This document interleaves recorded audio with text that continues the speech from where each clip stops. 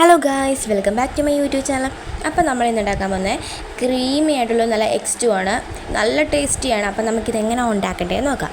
അതിന് വേണ്ടിയിട്ട് ഞങ്ങളുടെ ഒരു മുഴുത്ത കിഴങ്ങ് എടുത്തിട്ടുണ്ട്. അത് ചെറുതായി അരിഞ്ഞതും, പിന്നെ ഒരു 2 ക്യാരറ്റ്, പിന്നെ ഒരു സവാള, പിന്നെ അത്യാവശ്യം എരിവുള്ളൊരു 3 മുളകും, ഒരു നല്ല പഴുത്ത തക്കാളിയും, പിന്നെ ഒരു 1 കിലോ വേണ്ട, കുറച്ച് ബീൻസ് ഒന്ന് കുനുന അരിഞ്ഞത്, ഇത്രയാണ് എടുത്തിട്ടുള്ളത്. ഇനി നമുക്കൊരു അടുപ്പിലോട്ടൊരു പാൻ വെച്ച് ആ എണ്ണയൊന്ന് ചൂടാക്കണം.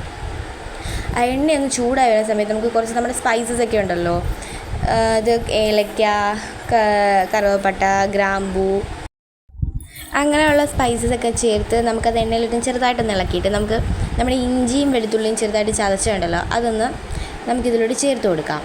എന്നിട്ട് അതൊന്ന് എണ്ണയിലിട്ട് ചെറുതായിട്ടൊന്ന് പറയണം. ഇതൊന്ന് ഇതാക്കിയ സമയത്ത് നമുക്ക് ഇതിലോട്ട് കിഴങ്ങും നമ്മുടെ ക്യാരറ്റും ഒക്കെ കുറേശ്ശെ വീതം നമുക്ക് ഇതിലോട്ട് കൊടുക്കണം. എവിടെ ഞാൻ എല്ലാം കൂടി എടുത്ത് വെച്ചത് മിക്സ് ആയതുകൊണ്ട് എല്ലാം കൂടി എടുത്തിട്ട പോലെ ഇതായിപ്പോയി. എന്നിട്ട് അതിന് ശേഷം നമുക്കിതിലോട്ട് ബീൻസ് ഇടണം. എന്നിട്ട് സവോള കനം കുറച്ച് നീളത്തിൽ അരിഞ്ഞിടാം. പിന്നെ നമുക്ക് ഇതിലോട്ട് 3 മുളക് ഇട്ടിട്ട് നമ്മുടെ പഴുത്ത നല്ല തക്കാളി നമുക്ക് കുറച്ച് കനം കുറച്ച് അരിഞ്ഞിടാം. എന്നിട്ട് ഇതിലോട്ട് കുറച്ച് ഉപ്പും ഇട്ട് നമുക്കിതൊന്ന് എണ്ണയിലൊന്ന് വരട്ടിയെടുക്കണം. ഇവിടെ നമ്മുടെ വെള്ളയപ്പത്തിലുള്ള മാവ് ഇവിടെ റെഡി ആയിട്ടുണ്ട്. ഇതിൽ നമ്മൾ കുറച്ച് സോഡാപ്പൊടി, ഇച്ചിരി ഉപ്പും കൂടി ചേർത്തൊന്ന് ഇളക്കി സെറ്റാക്കി വെക്കുന്നുണ്ട്. ഇത് തലേന്ന് രാത്രി അരച്ച് വെച്ചിട്ടുള്ള, അപ്പോൾ രാവിലെ ആയപ്പോൾ നല്ല നല്ല ഇതായിട്ട് വന്നിട്ടുണ്ട്. ഇനി നമുക്ക് അപ്പക്കാരൊക്കെ ചേർത്താൽ മതിയായിരുന്നു. ഇനി നമുക്ക് സ്റ്റൂവിന് ആവശ്യമുള്ള ഒരു മുറി തേങ്ങ വേണം.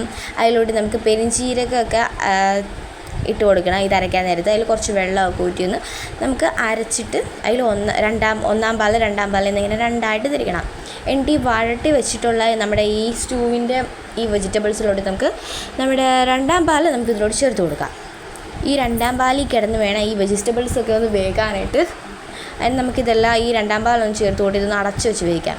അപ്പോഴത്തേക്കും നമ്മുടെ മുട്ടയുടെ നമ്മൾ പുഴുങ്ങി എടുത്തിട്ടുണ്ട്. എന്നിട്ട് അതൊന്ന് ചെറുതായിട്ടൊന്ന് കീറി വിടുന്നുണ്ട്. അതിൽ മസാലയൊക്കെ പെട്ടെന്ന് കയറാനാണ്.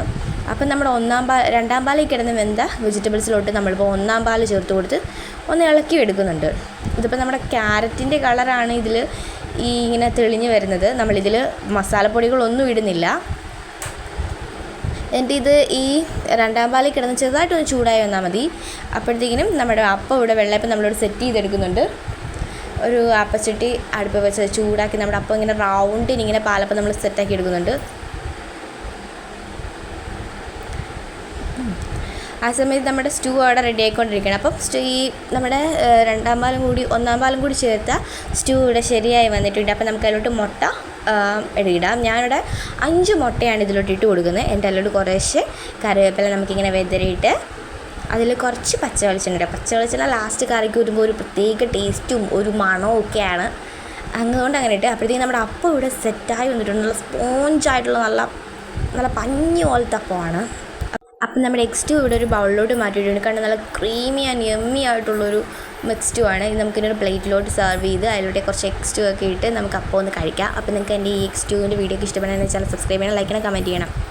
തുടർന്നുള്ള ബെല്ലൈക്കനെ ഓൾ എന്ന ഓപ്ഷനും കൂടി ചെയ്യണം. അപ്പോൾ ടാറ്റ ബൈ, സീ യു.